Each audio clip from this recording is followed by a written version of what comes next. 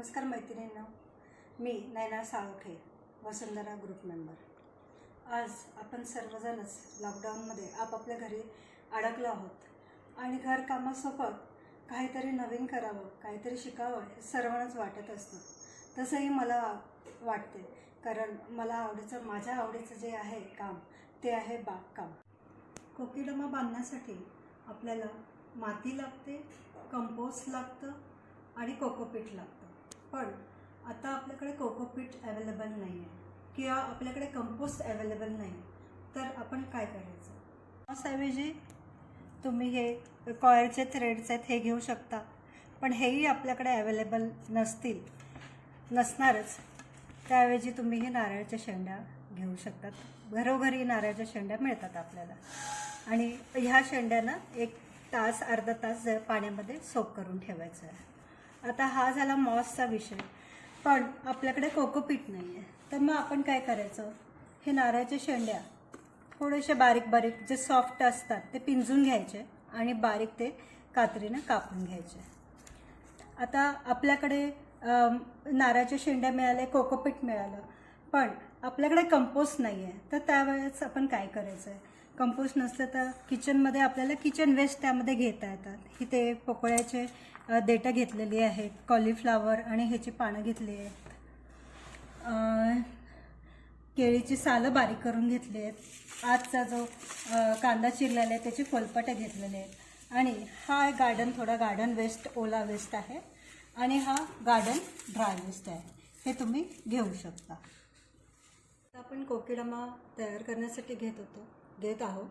त्यासाठी आपल्याला 2 भाग मातीचे घ्यायचे आहेत, 1 भाग कंपोस्टचा घ्यायचा आहे।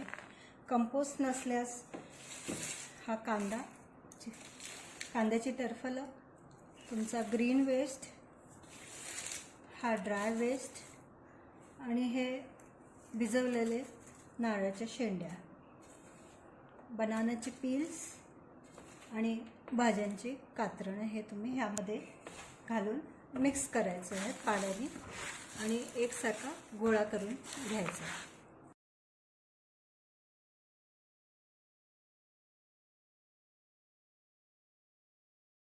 कोकीडमा करण्यासाठी मी 3 झाडं निवडले आहेत। एक स्पायडर प्लांट आहे, कोलियस आहे, हा तर मातीचा गोळा तयार झालेला आहे। आपण ह्याला निम्म करायचं आहे, आणि हे जे आपण झाड घेतले ते ह्याच्यामध्ये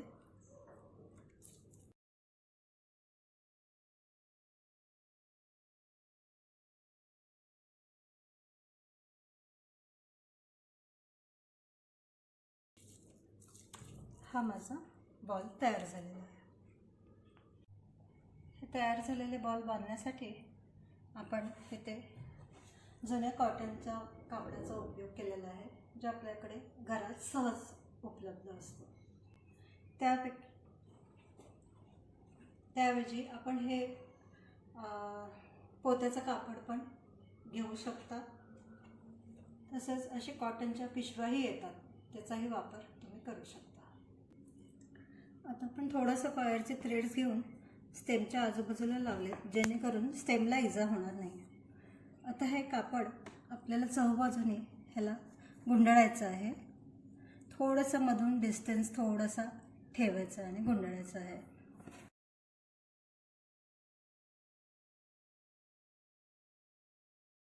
हा सरळ राहण्यासाठी आपल्याला दोरा घ्यायचा आहे, जो आपल्या घरात असतोच।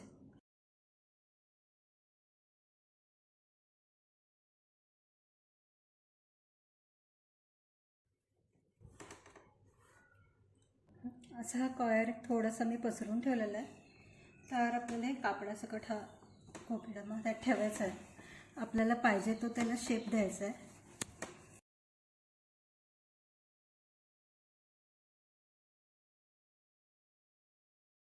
लोकर घेतली आहे, जी माझ्याकडे पडूनच आहे बऱ्याच वर्षापासून।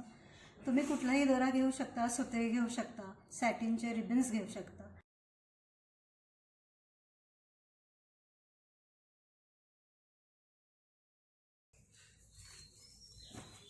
आता परत जरासा शेप देता येईल का बघा, कसा तुम्हाला राऊंड द्यायचा आहे, ओव्हल द्यायचा आहे.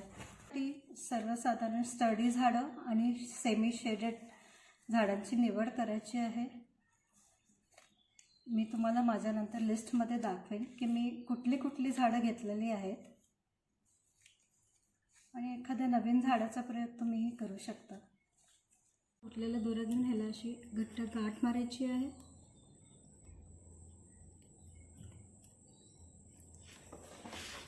ह्याला एकसारखं शेप द्यायचा आहे आणि हा आपला कोकिडामा तयार. आता आपल्याकडे कॉयर नाही आहे, तर नारळाच्या शेंड्या अशा प्रकारे ठेवून त्याच्यावर हा कोकिडामा ठेवला.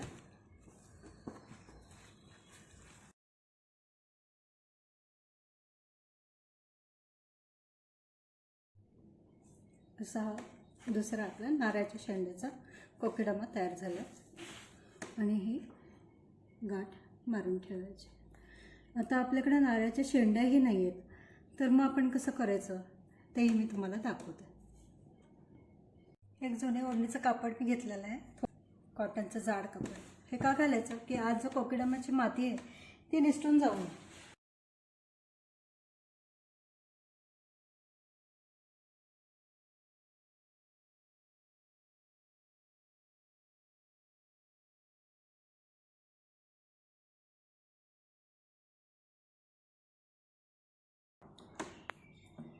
तर यासाठी मी क्रोशाचा दोरा निवडलेला आहे.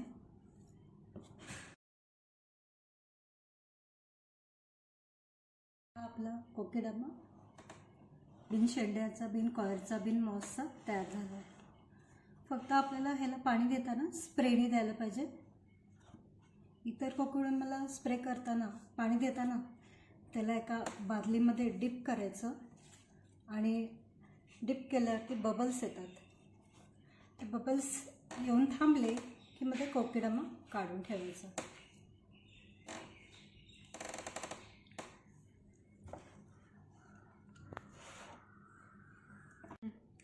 तर फ्रेंड्स, कसा वाटला माझा व्हिडिओ? आवडला असेल तर कमेंट बॉक्समध्ये कमेंट द्या आणि लाईक करा आणि शेअर करा आणि यूट्यूब चॅनलवरती सबस्क्राईब करा. थँक्यू.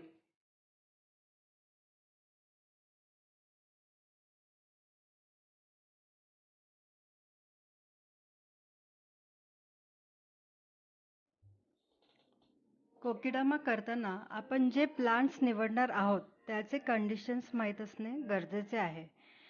हे कंडिशन्स लक्षात घेऊन स्टडी प्लांट्स निवडावेत, ज्याला पाणी कमी लागतं व सूर्यप्रकाशही. सेट प्लांट्स घ्यावेत, शक्यतो आपल्या बागेतील. कटिंग्स वापरू नयेत, तसेच नर्सरीमधलं डायरेक्ट प्लांटही घेऊ नये.